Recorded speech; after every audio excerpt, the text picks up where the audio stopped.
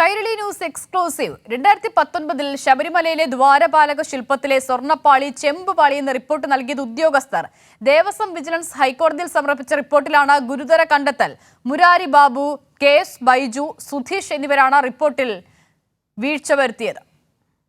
2019 administrative ഓഫീസറായിരുന്ന Murari Babu, തിരുവാഭരണ commissioner KS Baiju, executive ഓഫീസറായിരുന്ന സുധീഷ് എന്നീ ഉദ്യോഗസ്ഥർ ചേർന്നാണ് ദ്വാരപാലക ശില്പത്തിലെ സ്വർണ്ണപ്പാളി ചെമ്പുപാളിയാണെന്ന റിപ്പോർട്ട് നൽകിയത്.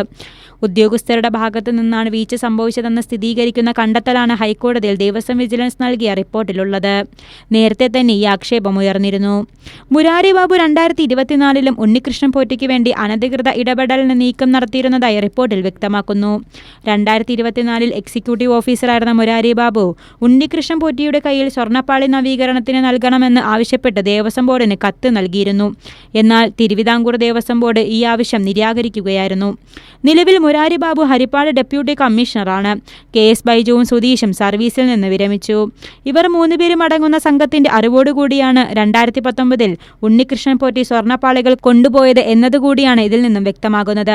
ദേവസ്വം വിജിലൻസിന്റെ റിപ്പോർട്ടിന്റെ അടിസ്ഥാനത്തിൽ മുരാരി ബാബുവിനെതിരെ നടപടി ഉണ്ടാകുമെന്നാണ് സൂചന.